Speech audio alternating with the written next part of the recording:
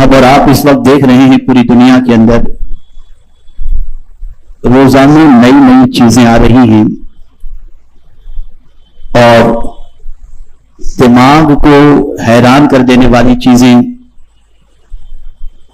कभी जिसके बारे में सोचे नहीं थे इस तरीके की चीजें, और साथ ही साथ बहुत सारी मसनूई चीजों का इस तरीके से ज़हूर हो रहा है, जैसा कि आर्टिफिशियल बारिश, आर्टिफिशियल ज़लज़ले, आर्टिफिशियल इंटेलिजेंस। ये सारी वो चीजें हैं जिसे देखकर और सुनकर इंसान हैरान भी हो जाता है और इंसान की तबीयत आहिस्ता आहिस्ता कुदरत की ताकत की बजाय इन मसनूई ताकत की तरफ मबजूल होती भी नजर आती है। अभी जो कुछ नजर आ रहा है वो तो बहुत कम है, लेकिन मुस्तकबिल के अंदर जो चीज नजर आएगी वो आज से ज्यादा हैरान कुन होगी, और वो वक्त अल्लाह न करे ईमान के चले जाने का हो, लेकिन ऐसे वक्त के अंदर इंसान का इस्लाम के अंदर कायम रहना और मुसलमान रहना यह निहायत ही मुश्किल हो जाएगा। मेरे प्यारे आका सल्लल्लाहु तआला अलैहि वसल्लम के प्यारे दीवानों, दज्जाल जिसके फितने से बचने की दुआ हजरत नूह अलैहिस्सलातु व तस्लीम से लेकर आकाए करीम सल्लल्लाहु तआला अलैहि वसल्लम तक सारे अंबिया ने की, और साथ ही साथ फितने दज्जाल से सारे अंबिया ने अपनी उम्मत को आगाह फरमाया। इससे आप अंदाजा लगा सकते हैं कि दज्जाल का फितना कितना बड़ा फितना है। बहुत सारे लोग इस दज्जाल के बारे में सिर्फ इतना जानते हैं कि वो कहां होगा, इसके अलावा लोगों को कोई वाकिफियत नहीं। लेकिन आज मैं चाहूंगा थोड़ा सा दज्जाल के बारे में कुछ बता दूं, उसकी हकीकत से थोड़ा सा आपको आगाह कर दूं, और साथ ही साथ उसके फितने क्या होंगे और उस फितने से कैसे बचा जा सकता है उसके बारे में कुछ बातें आपकी समाअतों के हवाले करूं। इसलिए कि दज्जाल वो फितना है जिसके सबब से अल्लाह जिसका ईमान महफूज रखना चाहेगा उसी का ईमान महफूज रहेगा, वरना बहुत सारे लोग ईमान से हाथ धो बैठेंगे। अब आइए हम समझते हैं कि लुगत के एतबार से दज्जाल किसे कहते हैं। दज्जाल का मादा दज्ल है, जिसका मानी है शैतानी चालों से दूसरों को धोखे में डालना, हकीकत को छुपाना, झूठ बोलना और गलत बयानी करना है। चूंकि दज्जाल में ये सब उयूब मौजूद है, लिहाजा उसे दज्जाल कहा जाता है। वो बात बनाएगा भी, झूठ भी बोलेगा, हकीकत को छुपाएगा, और अगर मैं ये कहूं तो गलत ना होगा कि आज के दौर का मीडिया भी झूठ भी बोलता है, हकीकत भी छुपाता है। ये सारी चीजें होती हुई दिखाई नजर आती हैं। इस्तिलाह शरीयत में दज्जाल से मुराद वो झूठा मसीह है जो कयामत की निशानियों में से एक निशानी है, यानी कुर्बे कयामत यह जाहिर होगा, और यह कयामत की निशानियों में से एक निशानी है। जब दज्जाल का ज़हूर हो जाए, अभी है दज्जाल कैद में है, मैं उसकी तफसीलात आपको बताऊंगा ताकि आप अच्छी तरीके से हदीस की रोशनी में उसके बारे में समझ सकें। मेरे प्यारे आका सल्लल्लाहु तआला अलैहि वसल्लम के प्यारे दीवानों, तो दज्जाल ये कयामत की निशानियों में से एक निशानी है। आखिरी जमाने में जाहिर होगा और उसके बाद वो खुदाई का झूठा दावा भी करेगा, लोगों को कहेगा माअज़ल्लाह कि मैं खुदा हूं, लेकिन वो अपने खुदा होने के ऐलान से पहले कुछ ऐसी चीजें बताएगा और ऐसी चीजें कर गुजरेगा जिसे देखकर बहुत कम ईमान वाले ऐसे होंगे जो उसका इनकार करेंगे और ईमान पर साबित कदम रहेंगे, वरना उसकी करिश्मा साजियों की बुनियाद पर और उसकी शोबदाबाजियों की बुनियाद पर बहुत सारे लोग उसको खुदा मानने के लिए मजबूर भी हो जाएंगे। मेरे प्यारे आका सल्लल्लाहु अलैहि वसल्लम के प्यारे दीवानों, हदीस मुबारका में दज्जाल के साथ लफ्ज मसीह भी आया है, और खुद रसूल आज़म सल्लल्लाहु अलैहि वसल्लम दुआ किया करते थे, अल्लाहुम्मा इन्नी अऊज़ु बिका मिन फितनतिल मसीह दज्जाल। अब बहुत सारों के जहन में यह बात आएगी कि मसीह तो हजरत ईसा अलैहिस्सलातु वस्सलाम का लक़ब है, تو یہ مسیح سے کیا مراد ہے؟ تو تھوڑا سا اس کو بھی سمجھ لیں. واضح رہے کہ دجال کے نام کے ساتھ لفظ مسیح بمعنی اسم مفعول ہے، یعنی ممسوح العین، ایک آنکھ کا کانا. جبکہ حضرت سیدنا عیسیٰ روح اللہ علیہ السلام کا لقب مسیح بمعنی اسم فاعل ہے، یعنی برکت کے لیے چھونے والے اور چھو کر مردوں کو زندہ کرنے والے اور بیماروں کو اچھا کرنے والے، لہذا باہم کوئی تعارض نہیں. جو مسیحی دجال کہا گیا وہاں مسیح سے مراد اس میں مفعول ہے، اور حضرت عیسیٰ علیہ السلام کے ساتھ جو مسیح لگا ہوا ہے یہ اس سے مراد اس میں فاعل ہے. میرے پیارے آقا صلی اللہ علیہ وسلم کے پیارے دیوانوں، غیب داں نبی کی عظمت پر قربان جائیے کہ یہ فتنہ ظاہر ہوگا قیامت سے پہلے، لیکن خبر دے رہے ہیں مصطفیٰ جان رحمت صلی اللہ علیہ وسلم صدیوں پہلے خبر دے رہے ہیں. اور حیرت کی بات تو یہ ہے کہ علم غیب کا انکار کرنے والے بھی اس حدیث مبارکہ کو ماننے کے لیے تیار ہیں. اسی لیے کہنے والے نے کہا کہ پڑھاتے تو بخاری ہے لیکن بخاری نہیں آتی. اب کہتے ہیں رسول اعظم صلی اللہ علیہ وسلم کو معاذ اللہ غیب کا علم نہیں تھا، اور پھر یہ کہتے ہوئے بھی نظر آتے ہیں کہ حضور صلی اللہ علیہ وسلم نے دجال کے حوالے سے قرب قیامت کے ظاہر ہونے کی پیشن گوئی فرمائی. جو رسول صدیوں کے بعد واقع ہونے والی چیزوں کی خبر دیتا ہو اس خبر کو غیب کی خبر نہیں کہیں گے تو اور کون سی خبر کہیں گے؟ ہمارا عقیدہ ہے کہ حضور صلی اللہ علیہ وسلم کو اللہ عز و جل نے جتنا علم عطا فرمایا ہے اس علم کے ذریعے آقا کریم صلی اللہ علیہ وسلم لوگوں کو باخبر کرتے ہیں. حضور کے پاس جو علم ہے وہ اللہ کی طرف سے عطا کردہ ہے، اور اللہ کے پاس جو علم ہے وہ اس کا ذاتی علم ہے. اب آئیے حضور صلی اللہ علیہ وسلم نے دجال کا حلیہ بتایا، اس کا فیس بتایا وہ کیسا ہوگا.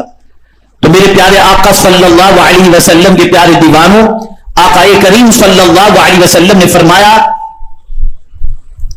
کہ دجال ایک نوجوان کافر مرد ہے، پست قد ناٹا ہوگا، عظیم الجثہ بہت موٹا، سرخ رنگت لال رنگ والا ہوگا، ایک آنکھ سے کانا ہوگا اور اس کے بال گھنگرولے ہوں گے.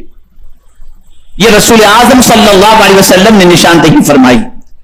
میرے پیارے آقا صلی اللہ تعالی علیہ وسلم کے پیارے دیوانوں، ایک مقام پر حضرت عبداللہ ابن مسعود رضی اللہ تعالی عنہ سے مروی ہے کہ رسول اللہ صلی اللہ علیہ وسلم نے فرمایا ان اللہ لا یخفی علیکم ان اللہ لیس وان المسیح الدجال اعبر العین الیمنی کانہ عینہ عنبۃ طافیہ.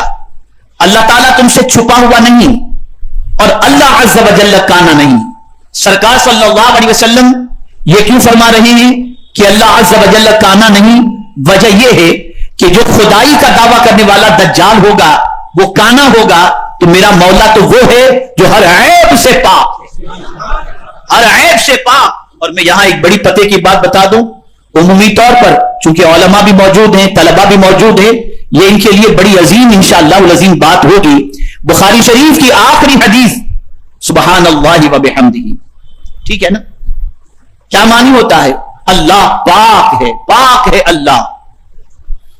اب سوال یہ پیدا ہوتا ہے کہ اس کی پاکی ہم بیان کرتے ہیں تو وہ تو ہے ہی پاک، تو پھر پاکی بیان کرنے کی وجہ کیا ہے؟ تو فرمایا گیا اس کی پاکی اتنی بیان کرو کہ اس کی پاکی بیان کرتے کرتے تم خود بھی پاک ہو جاؤ. تو میرا مولا سبحان کی معنی ہوتا ہے ہر عیب سے پاک، ہر کمی سے پاک، ہر نقص سے پاک. اسی لیے جب پروردگار نے اپنے محبوب صلی اللہ علیہ وسلم کے سفر معراج کا تذکرہ شروع فرمایا تو اسی سے شروع فرمایا سبحان الذی اسری بعبدہ، پاک ہے وہ ذات جس نے سیر کرائی اپنے بندے خاص کو. یہ سبحان سے ذکر شروع کرنے کی وجہ کیا ہے؟ تاکہ لوگوں کو یہ سمجھ میں آئے کہ جس رسول کے سفر معراج کے بارے میں تم تعجب کرتے ہو تو تعجب کرنے کی کوئی ضرورت نہیں ہے، اس لیے کہ جو لے گیا وہ ہر عیب سے پاک ہے، ہر کمی سے پاک ہے. تو آقا کریم صلی اللہ علیہ وسلم نے ارشاد فرمایا کہ اللہ عز و جل کانا نہیں، اور مسیح دجال دائمی آنکھ سے کانا ہے، اور اس کی آنکھ گویا ابھرے ہوئے انگور کی مانند ہے. انگور جس طریقے سے ابھرا ہوا رہتا ہے اس کی آنکھ بھی اسی طریقے سے ابھری ہوئی رہے گی. میرے پیارے آقا صلی اللہ علیہ وسلم کے پیارے دیوانوں، حکیم الامت مفتی احمد یار خان صاحب دائمی رحمت اللہ تعالی علیہ اس حدیث کی شرح میں فرماتے ہیں کہ اے لوگوں، دجال کے حیرت انگیز کرشمے دیکھ کر اسے خدا نہ سمجھ لینا. اس کے بندہ ہونے کی دلیل اس کی اپنی کانی آنکھ ہے. وہ خدا نہیں ہے، بندہ ہے. اس کی دلیل یہ کہ اس کی ایک آنکھ کانی ہے اور وہ اپنے آپ کو شفا نہ دے سکے گا. دجال کی دائنی آنکھ کانی ہوگی اور اوپر انگور کی طرح ابری ہوئی ہوگی. جو ہر شخص کو نظر آئے گی وہ اپنے اس عیب کو دور نہ کر سکے گا. جو اپنے عیب دور نہ کر سکے اور عیب والا ہو، خدا کیسے ہو سکتا ہے؟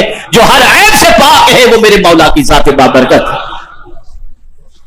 میرے پیارے آقا صلی اللہ تعالی علیہ وسلم کے پیارے دیوانوں، سمجھتے جائیں یہ وہ فتنہ ہے جس کی خبر حضرت نوح علیہ السلام سے لے کر میرے آقا صلی اللہ علیہ وسلم تک سب نے دی، سارے انبیاء نے. بہت بڑا فتنہ، اور اس فتنے سے اللہ جس کو بچائے وہی بچے گا. بہت بڑا فتنہ. حضرت حذیفہ رضی اللہ تعالی عنہ سے مروی ہے کہ آقا کریم صلی اللہ علیہ وسلم نے ارشاد فرمایا، دجال کی بائیں آنکھ کانی ہوگی، گھنے بالوں والا ہوگا، اور آگے سنیے، اور اس کے ساتھ جنت اور دوزخ ہوگی. وہ جو قدرت نے بنائی وہ نہیں، اس کی اپنی بنائی ہوئی. اور جسے وہ جنت کہے گا وہ در حقیقت دوزخ ہوگی، اور جسے وہ دوزخ کہے گا در حقیقت وہ جنت ہوگی. میرے پیارے آقا صلی اللہ تعالی علیہ وسلم کے پیارے دیوانوں، اب اتنی سی بات سمجھنے کے بعد دجال جسے جنت کہے گا وہ جہنم ہوگی، اور جسے جہنم کہے گا وہ جنت ہوگی. انشاءاللہ اس کو تفصیل کے ساتھ میں آگے عرض کرتا ہوں. اس وقت دجال کہاں ہے؟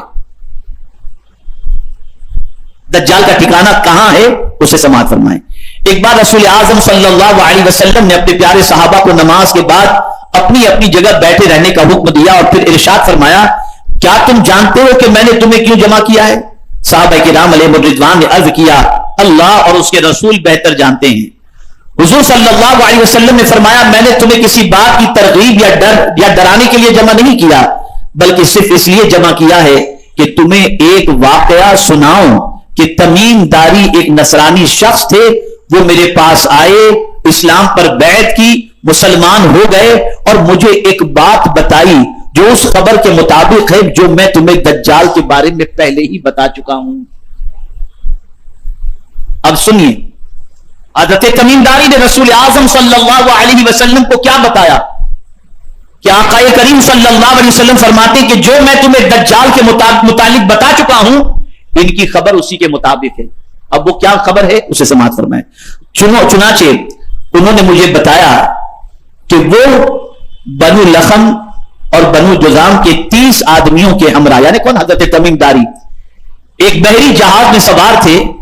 انہیں 1 مہینے تک سمندر کی موجیں طوفان کے سبب دھکیلتی رہیں.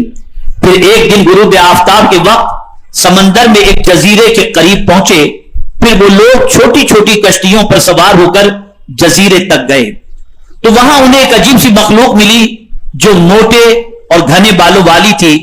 بالوں کی کثرت کی وجہ سے اس کے اگلے اور پچھلے حصے کو پہچان نہیں سکے. یہ حضرت تمیم داری فرماتے ہیں کہ وہ اپنے ساتھیوں کے ساتھ بحری جہاز میں، یعنی سمندر والے جہاز کے اندر، شپ کے اندر وہ جا رہے تھے تو سمندر کے اندر طوفان آیا. طوفان کی وجہ سے 1 مہینے تک ان کے جہاز کو سمندر کا طوفان دھکیلتا رہا، یہاں تک کہ ایک جزیرے پر وہ پہنچ گئے. اور جب وہ اس جزیرے پر پہنچے تو انہوں نے ایک مخلوق دیکھی جس مخلوق کا وہ تذکرہ کرتے ہیں کہ وہ مخلوق ایسی تھی کہ گھنگرولے بال تھے اور ان بالوں کی وجہ سے ان کا اگلا اور پچھلا حصہ سمجھ میں نہیں آ رہا تھا.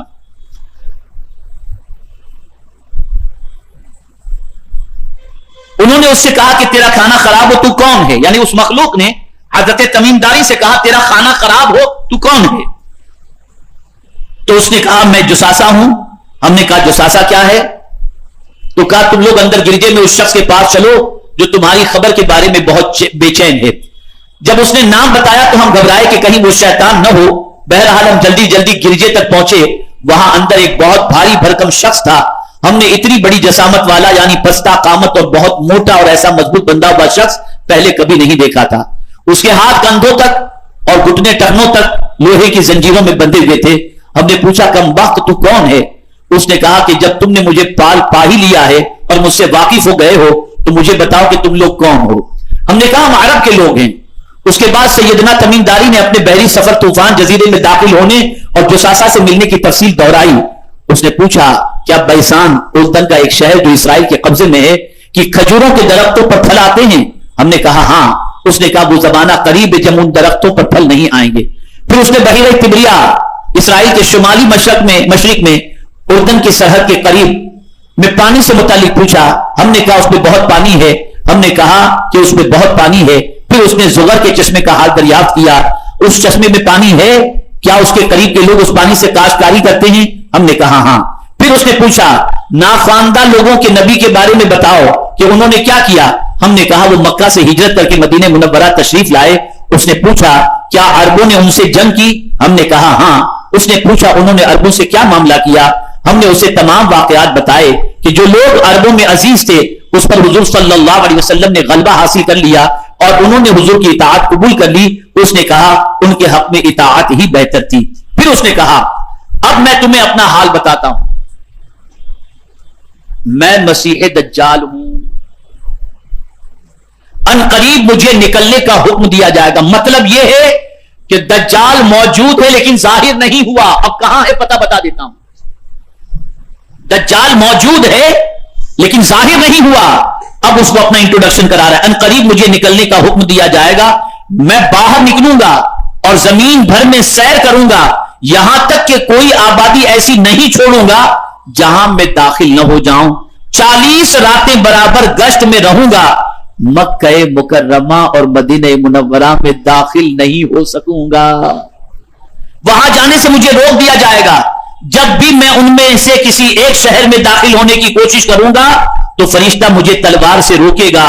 ان شہروں کے تمام راستوں پر فرشتے مقرر ہیں. اب سنیے رسول اعظم اس واقعے کو سننے کے بعد کیا فرماتے ہیں. یہ واقعہ حضرت تمیم داری سے سرکار نے سنا اور اس کے بعد یہ واقعہ صحابہ کو حضور نے سنایا. اب سنانے کے بعد حضور کیا کر رہے ہیں؟ یہ واقعہ سنانے کے بعد آقا کریم صلی اللہ علیہ وسلم نے اپنا عصا شریف منبر کر مار کر فرمایا یہ ہے طیبہ، یہ ہے طیبہ، یہ ہے طیبہ. اس کے بعد مصطفیٰ جان رحمت صلی اللہ علیہ وسلم نے فرمایا کیا میں تم سے یہی سب نہیں بیان کرتا تھا؟ لوگوں نے عرض کی جی ہاں حضور. پھر فرمایا ہوشیار رہو کہ دجال شام کے سمندر میں ہے یا یمن کے سمندر میں نہیں بلکہ وہ مشرق کی جانب ہے اور وہ مشرق کی جانب ہے اور وہ مشرق کی جانب ہے. اب کبھی حضور صلی اللہ علیہ وسلم فرماتے ہیں شام کے سمندر جانب شمال میں، کبھی فرماتے یمن کے سمندر میں. اس کی تشریح کرتے ہوئے حکیم الامت حضرت علامہ مفتی احمد یار خان صاحب نعیمی رحمت اللہ تعالی علیہ اس حدیث کی شرح میں فرماتے ہیں دجال کے ٹھکانے اور سمت سے متعلق یہ جو فرمایا گیا اس سے مراد یہ ہے کہ کبھی دجال بحر شام یعنی جانب شمال میں مقید رہتا ہے اور کبھی بحر یمن کی جیل کے اندر اسے رکھا جاتا ہے. آج کل ان دونوں جیلوں میں نہیں بلکہ مدینہ منورہ سے مشرقی جانب میں ہے. یا یہ مطلب ہے کہ وہ شامی یا یمنی جیلوں کے اندر مقید رہتا ہے مگر قریب خروج مدینہ منورہ میں ان اطراف سے نہ آئے گا بلکہ مشرق کی طرف سے آئے گا. قربان جائیے خدا کی قسم اس رسول کی عظمت پر قربان جائیے جنہیں ہماری اتنی فکر ہے کہ ہمارے ایمان کو تباہ کرنے والا کون ہوگا، کیسا ہوگا، کہاں سے نکلے گا، کیا کرے گا. یہ ساری تفصیل بتا کر حضور صلی اللہ علیہ وسلم یہ چاہتے ہیں کہ میری امت اپنے ایمان کی حفاظت کر لے. میرے پیارے آقا صلی اللہ علیہ وسلم کے پیارے دیوانوں،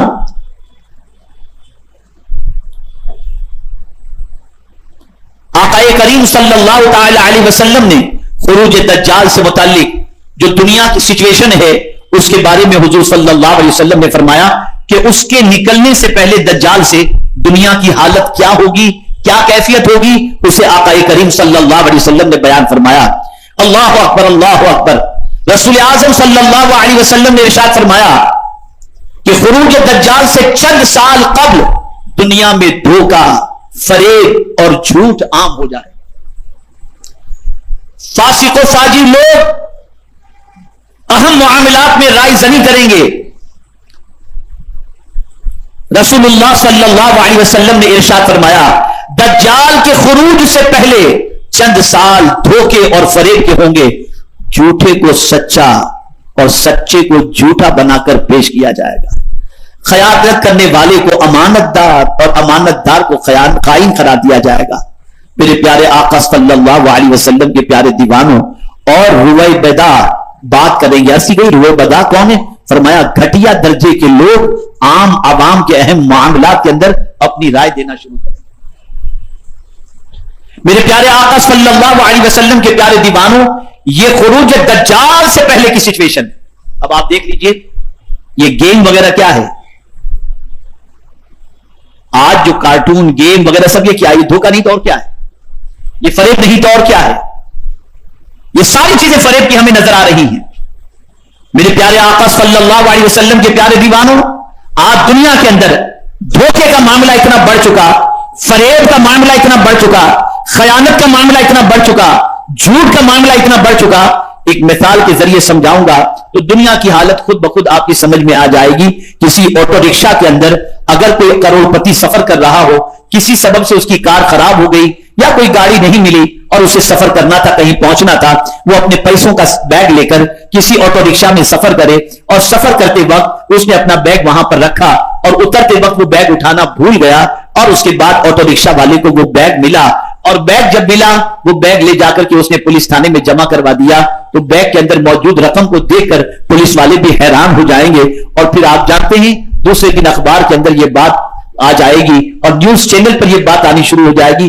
آج بھی ایسے ایماندار لوگ موجود ہیں.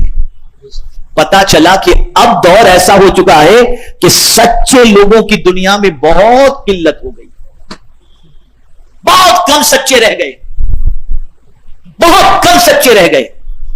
یہ بھی علامات قیامت میں سے ایک علامت ہے. اور اسی کے ساتھ ساتھ اس سے یہ بات بھی سمجھ میں آ رہی ہے کہ ظہور دجال کا وقت بہت زیادہ قریب بھی نہیں تو بہت زیادہ دور بھی نہیں.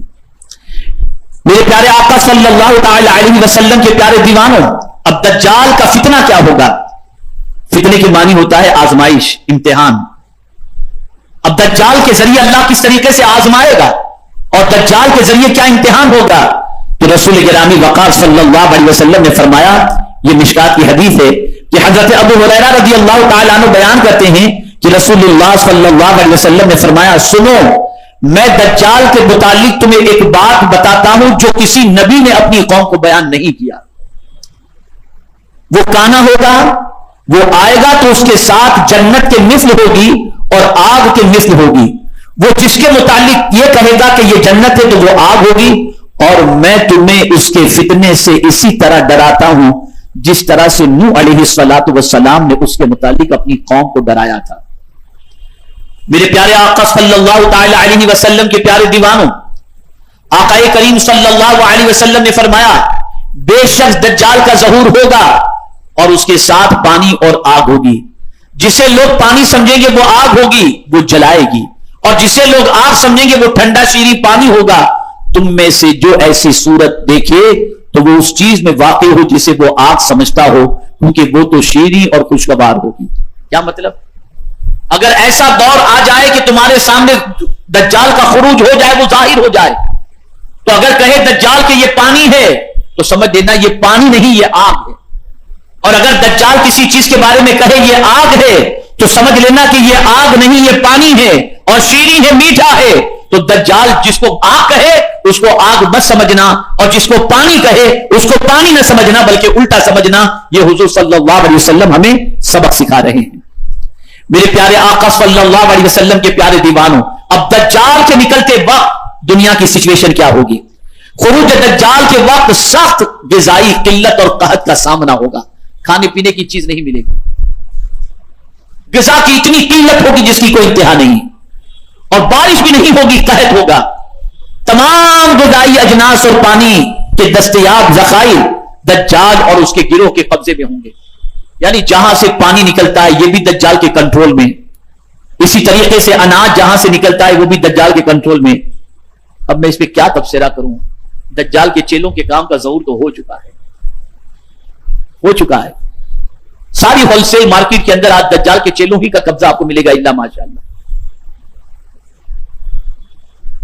تو غذا کی قلت ہوگی، پانی کی قلت ہوگی، قحط پڑے گا، اور یہ سب دجال اور اس کے چیلوں کے قبضے میں ہوگا.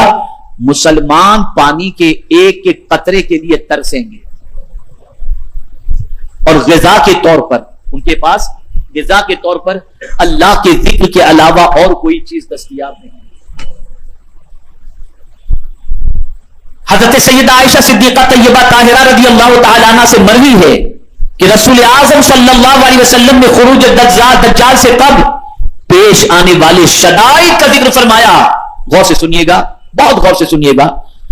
جب دجال کے ظہور ہونے سے پہلے ان تکلیف دہ چیزوں کا ذکر جب حضور صلی اللہ علیہ وسلم نے صحابہ سے فرمایا تو صحابہ کرام علیہم الرضوان نے عرض کیا، یا رسول اللہ صلی اللہ علیہ وسلم اس دن کون سا مال بہترین ہوگا؟ قربان وہ جانتے تھے کہ مصطفیٰ جان رحمت صلی اللہ علیہ وسلم ہر پریشانی کا حل پیش کرنے کے لیے تشریف لائے ہیں۔ تو صحابہ کرام علیہم الرضوان نے عرض کیا اس دن کون سا مال بہترین ہوگا؟ تو حضور صلی اللہ علیہ وسلم نے ارشاد فرمایا، وہ طاقتور غلام، خادم یا ملازم جو اپنے گھر والوں یعنی مالک کو پانی لا کر پلا سکے، جبکہ کھانا تو ہوگا ہی نہیں۔ صحابہ کرام علیہم الرضوان نے عرض کی کہ پھر اہل ایمان مومنین کی غذا کیا ہوگی؟ کھانا تو ہے ہی نہیں۔ اور پانی کہیں سے آپ کے پاس کوئی ایسا نوکر ہو جو طاقتور ہو، ایسا خادم ہو تو وہ کہیں سے پانی ڈھونڈ کر یا زمین سے کھود کر نکال کر تھوڑا سا پلا دے، غذا تو ہوگی ہی نہیں، کھانے کا کچھ بھی نہیں ہوگا، اتنا قحط پڑے گا، ایسی سچویشن ہوگی۔ تو صحابہ کرام علیہم الرضوان نے حضور صلی اللہ علیہ وسلم سے عرض کیا کہ مومنین کے لیے جب قطرے قطرے کے لیے ترسنے والی پوزیشن ہو جائے گی اور غذا کی قلت ہوگی تو اس وقت مومنین کی خوراک کیا ہوگی، کیا غذا ہوگی جس کی وجہ سے مومنین جی سکیں؟ 4 چیزوں کا ذکر فرمایا۔ کتنی چیزوں کا؟ وہ 4 چیزیں کون سی ہیں؟ التسبیح والتکبیر والتحمید والتحلیل، یعنی سبحان اللہ کہنا، اللہ اکبر کہنا، الحمدللہ کہنا، لا الہ الا اللہ کہنا، یہ اس وقت مومن کی غذا ہوگی، یہ مومن کی غذا ہوگی۔ اے رسول اعظم صلی اللہ تعالی علیہ وسلم کے پیارے دیوانوں، ام المؤمنین حضرت عائشہ صدیقہ رضی اللہ تعالی عنہا نے رسول اعظم صلی اللہ علیہ وسلم سے عرض کی، یا رسول اللہ صلی اللہ علیہ وسلم اس وقت اہل عرب کہاں ہوں گے؟ فرمایا العرب یومئذ قلیل، یعنی اس وقت اہل عرب تعداد میں بہت تھوڑے ہوں گے۔ میرے پیارے آقا صلی اللہ تعالی علیہ وسلم کے پیارے دیوانوں، اب آئیے وہ 3 ایسی علامات قیامت جس کے ظاہر ہو جانے کے بعد ایمان لانا قابل قبول نہیں ہوگا، اس کی بھی نشاندہی رسول اعظم صلی اللہ علیہ وسلم نے فرمائی۔ یہ بھی مشکات کی حدیث ہے۔ حضرت ابو ہریرہ رضی اللہ تعالیٰ عنہ بیان کرتے ہیں کہ رسول اعظم صلی اللہ علیہ وسلم نے فرمایا 3 نشانیاں جب ان کا ظہور ہو جائے گا تو اس وقت کسی شخص کا ایمان لانا اس کے لیے نفع مند نہیں ہوگا، بشرطے کہ وہ اس سے پہلے ایمان نہ لایا ہو۔ یعنی ایمان والا ہے تو بات جدا ہے، لیکن اگر ایمان والا نہیں ہے اور یہ 3 چیزوں کا ظہور ہو جائے اس کے بعد وہ ایمان لانا چاہے تو اس کا ایمان معتبر نہ ہوگا۔ میرے پیارے آقا صلی اللہ تعالی علیہ وسلم کے پیارے دیوانوں، وہ 3 چیزیں کون سی ہیں؟ پہلی علامت جو قیامت کی ہے، حضور نے فرمایا سورج کا مغرب سے طلوع ہونا۔ ابھی مشرق سے سورج نکلتا ہے، مغرب میں غروب ہوتا ہے، لیکن قیامت کی علامت میں سے ایک علامت یہ ہے کہ مشرق کی بجائے سورج مغرب سے نکلے گا۔ جب یہ علامت ظاہر ہو جائے اس کے بعد کوئی ایمان لانا چاہے اس کا ایمان قبول نہیں ہوگا۔ دوسری علامت دجال،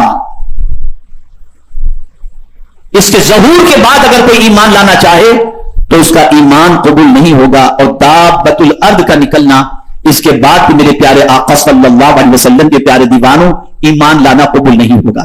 اب دجال کتنے دن تک رہے گا اور اس کا پاور کیا کیا ہوگا، ذرا یہ بھی سماعت فرما لیں۔ آج اسی پر جو ہے میں اپنی گفتگو کو جاری رکھتے ہوئے آج صلاۃ و سلامی پر اکتفا کر لیں گے انشاءاللہ۔ حضرت عمران ابن حسین رضی اللہ تعالیٰ عنہ بیان کرتے ہیں کہ میں نے رسول اللہ صلی اللہ علیہ وسلم کو فرماتے ہوئے سنا، آدم علیہ الصلوۃ والسلام کی تخلیق اور قیامت کے درمیان दज्जाल से बढ़कर कोई फितना नहीं। जमाने दज्जाल के हालात बयान करते हुए कि वो कितने दिन तक रहेगा, और उसका दिन भी आप जरा सुनेंगे तो आपकी अक्ल दंग रह जाएगी। रसूल आजम सल्लल्लाहु अलैहि वसल्लम ने फरमाया, अरबाउन यौमुन, यौमुन का सनतिन व यौमुन का शहरिन व यौमुन का जुमुअतिन व साइरु अय्यामिही का अय्यामिकुम। आका करीम सल्लल्लाहु अलैहि वसल्लम ने फरमाया, दज्जाल का स्टे, दज्जाल का कयाम 40 दिन होगा। उनमें पहला दिन साल भर का होगा, यानी साल भर के बराबर। दूसरा दिन महीने भर के बराबर, तीसरा दिन हफ्ते भर के बराबर, जबकि बाकी तमाम अय्याम आम दिनों की तरह यानी 24 घंटों के होंगे। खुदा की कसम जब पढ़ता हूं तो मेरे आका की अज़मत पर कुर्बान होने को जी चाहता है। क्या क्या हुजूर ने हमें बता दिया है, क्या क्या बता दिया है। अगर हुजूर न बताते तो कहां से इन सब फितनों का पता चलता। मुसलमानों, होश के नाखून लो और अपने आका से अपने रिश्ते को मजबूत करो। कितना एहसान है, हर तकलीफ का इलाज भी बता दिया और आने वाली तकलीफों का जिक्र पहले से करके उन तकलीफों के इलाज की तरफ आमादा भी हमें फरमा दिया। मेरे प्यारे आका सल्लल्लाहु अलैहि वसल्लम ने फरमाया, जब से अल्लाह ताला ने आदम अलैहिस्सलाम की औलाद को जमीन में आबाद किया, यकीनन कोई फितना दज्जाल के फितने से ज्यादा शदीद नहीं हुआ। आजमाइशें होती रही आदम अलैहिस्सलातु वस्सलाम की विलादत से लेकर आज तक, लेकिन औलाद आदम के अंदर सबसे बड़ी आजमाइश की अगर कोई चीज है तो वो दज्जाल है। मेरे प्यारे आका सल्लल्लाहु अलैहि वसल्लम इरशाद फरमाते हैं, एक बाग और एक आग उसके हमरा होगी, जो जहन्नम दिखाई दे वो आराम की जगह होगी और जो देखने में जन्नत मालूम होगी वो हकीकतन आग होगी। हुजूर ने फरमाया सल्लल्लाहु अलैहि वसल्लम, दज्जाल एक कौम को अपनी जात पर ईमान लाने की दावत देगा, वो कबूल कर लेंगे, कबूल कर लेंगे और उसकी तस्दीक करेंगे। फिर वो आसमान को हुक्म देगा कि बारिश बरसाए तो वो पानी बरसाए। यानी दज्जाल का इख्तियार देखो, वो आसमान से कहते पानी बरसा, पानी बरसेगा। जमीन को हुक्म देगा तो वो सब्जा उगाएगी, यानी बंजर जमीन है, बंजर जमीन, लेकिन वो कह देगा सब्जा उगा, सब्जा उगाएगी। ये सब करिश्मे दिखाएगा वो। बज़ाहिर नामुमकिन कामों पर उसे कुदरत दी जाएगी, जिसका इजहार वो वक्तन फवक्तन करता रहेगा, जैसा कि हदीस पाक में है। फिर दज्जाल किसी वीराने में आकर जमीन को हुक्म देगा कि अपने खजाने निकाल दे, और जब वो वहां से वापस लौटेगा तो खजाने उसके पीछे ऐसे चल पड़ेंगे जैसे शहद की मक्खियां अपने सरदार की इत्तिबा करती हैं। इसी तरह एक और रिवायत में हजरत सैयदना मुगीरा इब्न शाबा रदी अल्लाह तआला अन्हु से कि दज्जाल के बारे में नबी अकरम सल्लल्लाहु अलैहि वसल्लम से जितना मैंने पूछा उतना किसी ने नहीं पूछा। हुजूर नबी अकरम सल्लल्लाहु अलैहि वसल्लम ने मुझसे फरमाया, तुझे उससे क्या जरूरत पहुंचेगा। मैंने अर्ज की, लोग कहते हैं कि उसके साथ रोटी का पहाड़ होगा और पानी की नहर होगी। हुजूर सल्लल्लाहु अलैहि वसल्लम ने फरमाया, ये अल्लाह ताला के लिए आसान है। शार बुखारी हजरत अल्लामा मुफ्ती शरीफुल्लाह कमजदी अलैहि रहमत व रिज़वान इस हदीस की शरह में फरमाते हैं, दज्जाल अस्ल अल्लाह की तरफ से एक आजमाइश है। एक तरफ तो अल्लाह ताला उसे खर्के आदत पर कुदरत अता फरमाएगा, यहां तक कि मुर्दे भी जिलाएगा, बारिश बरसाएगा, खेती उगाएगा वगैरह वगैरह, जिससे कमजोर ईमान वाले उसके फंदे में फंस जाएंगे।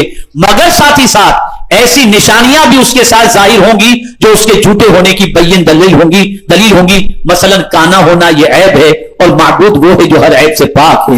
माबूद वो है जो हर चीज पर काबिल है। अगर ये माबूद होता तो काना क्यों होता, और बिलफर्ज उसकी एक आंख कानी थी तो उसे दुरुस्त क्यों नहीं कर लिया। नीज उसकी पेशानी पर काफारा लिखा हुआ होगा, अगर वो माबूद होता तो उसे मिटा क्यों नहीं दिया। मेरे प्यारे आका सल्लल्लाहु अलैहि वसल्लम के प्यारे दीवानों, एक मोमिन की साबित कदमी के हवाले से दज्जाल से मुताल्लिक एक बहुत तफसील मुस्लिम शरीफ मिशकात की एक हदीस मुबारक मौजूद है, जिसे मैं समझता हूं कि इतना वक्त नहीं कि मैं इसकी तफसील आपके सामने अर्ज कर सकूं। मेरे प्यारे आका सल्लल्लाहु अलैहि वसल्लम के प्यारे दीवानों, अब याद रखें, कयामत से पहले इसका जाहिर होना यकीनी है, और भी बहुत सारी तफसीलात हैं। और आखिर के अंदर मेरे प्यारे आका सल्लल्लाहु अलैहि वसल्लम के प्यारे दीवानों, जंग होगी, और जंग के अंदर हजरत सैयदना ईसा अलैहिस्सलातु वस्सलाम दज्जाल को कत्ल कर देंगे, उनके नेज़े से दज्जाल मारा जाएगा। मेरे प्यारे आका सल्लल्लाहु अलैहि वसल्लम के प्यारे दीवानों, अब दज्जाल के फितने से कैसे बचा जाए, खुद भी इसे ध्यान में रखो, खुद भी याद करो, अपनी औलाद को भी याद कराओ, और जहां तक मेरी आवाज पहुंच सके वहां तक ये आवाज को पहुंचाओ।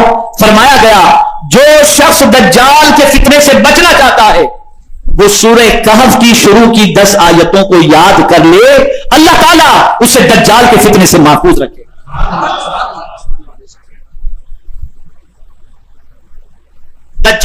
فتنے سے بچنا ہے تو سورہ کہف کی 10 آیتوں کو یاد کر لو. اور میں سمجھتا ہوں بڑا دجال ہو یا چھوٹا دجال ہو, جب بڑے دجال سے بچنے کے لیے سورہ کہف کی 10 آیتیں کافی ہیں, تو جتنے آج کے دور کے سوشل میڈیا کے چھوٹے چھوٹے دجال کے چیلے ہیں, اس کے فتنے سے بھی بچنے کے لیے یہ آیتیں آپ کے لیے کافی ہو سکتی ہیں.